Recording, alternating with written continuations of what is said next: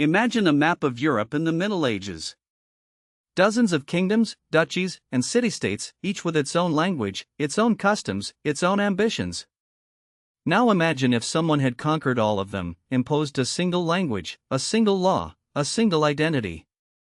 That nearly happened in China. Over 2,500 years ago, the Zhou dynasty ruled over a vast territory. But the Zhou kings grew weak. Like the Pope in medieval Europe, they remained a symbolic authority while real power lay with local lords. The empire fractured into dozens of vassal states, then hundreds. Each had its own dialect, its own currency, its own armies. They formed alliances and betrayed each other with dizzying speed. This was the Spring and Autumn period, beginning in 770 BC. It was an age of constant warfare, but also of extraordinary intellectual ferment. Confucius wandered from state to state, offering advice that no ruler wanted to hear. Laozi contemplated the nature of existence. Sun Tzu wrote The Art of War. The question that would define Chinese civilization was about to be asked. Would this fragmented world become another Europe, a continent of separate nations forever? Or would someone forge it into one? By 475 BC, the hundreds of small states had been conquered, absorbed, and destroyed. Only 7 remained. Qin in the west, Shu in the south, Shi in the east, Yan in the north, and Han, Zhao, and Wei in the center. This was the warring states period, and it was brutal. Wars that once involved thousands of soldiers now mobilized hundreds of thousands. At the Battle of Chongping, over 400,000 soldiers were killed or buried alive in a single campaign. The scale of slaughter was unprecedented in human history. But this carnage drove innovation. Iron weapons replaced bronze. The crossbow became the deadliest weapon on the battlefield. Cavalry replaced chariots. States built massive walls to defend their borders, walls that would one day be connected into what we now call the Great Wall. Philosophers offered radical solutions. Confucians argued for virtue and ritual. Taoists urged a return to nature. But it was the legalists who would change everything. They believed in one thing above all: power. Raw, efficient, merciless power. Laws should be clear, punishments severe, and rewards based solely on merit. No tradition, no sentiment, no nobility. Only results. And one state listened more than any other. A backward, rough, frontier state in the west. Qin. Qin was not supposed to win. It was a frontier state, considered barbaric by the refined eastern states. Its people were rough, its culture unsophisticated, its armies undisciplined. But in 356 BC, a man named Shang Yang arrived in Qin, and everything changed. Shang Yang was a legalist philosopher, and he convinced the Duke of Qin to let him remake the state from top to bottom. Aristocracy was abolished.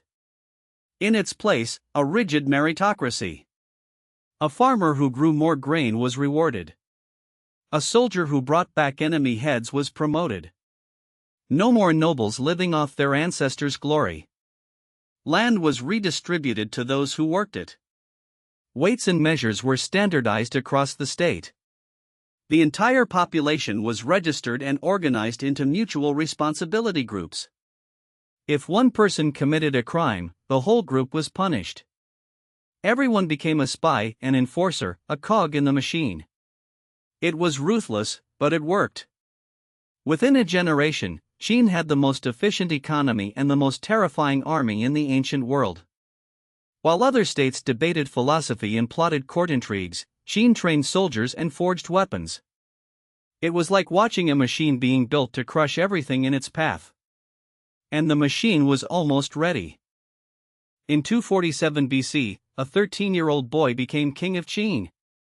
His name was Ying Zhang, and he would become the most consequential ruler in Chinese history.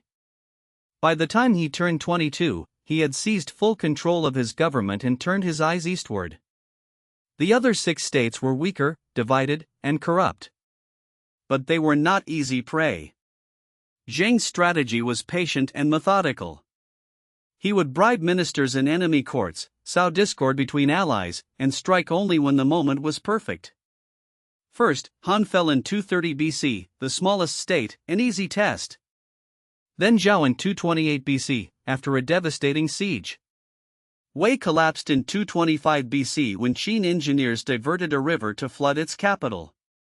Shu, the largest state, resisted fiercely but fell in 223 BC. Yan fell in 222 BC. And finally, in 221 BC, she surrendered without a fight. In just 9 years, 6 kingdoms had been erased from the map. The boy who had inherited a frontier state now ruled everything from the steppes of Mongolia to the shores of the South China Sea. He declared himself Qin Shi Huang, the first emperor. He standardized writing, currency, weights, and axle widths across the entire empire. He built thousands of miles of roads. He connected the old border walls into the Great Wall. And he ordered the burning of books that contradicted his vision. The map of China went from 7 colors to 1. And it would never go back. Qin Shi Huang's empire lasted only 15 years. He died in 210 BC, and his dynasty collapsed in rebellion and chaos. By all logic, China should have fractured again, returning to the pattern of warring states. But something had changed.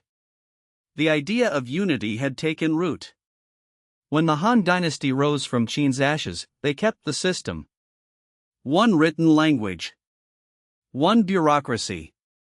One emperor. The concept had a name. Yi Tong. The Great Unity. And it became China's deepest political philosophy. For the next 2,000 years, whenever China fragmented, someone would inevitably rise to reunify it. After the 3 kingdoms, the Jin reunited it. After the northern and southern dynasties, the Sui reunited it. After the warlord era of the 1920s, the nation reunited again. Compare this to Europe. Rome fell, and no one ever put it back together. Charlemagne tried. Napoleon tried. Hitler tried. All failed. Why?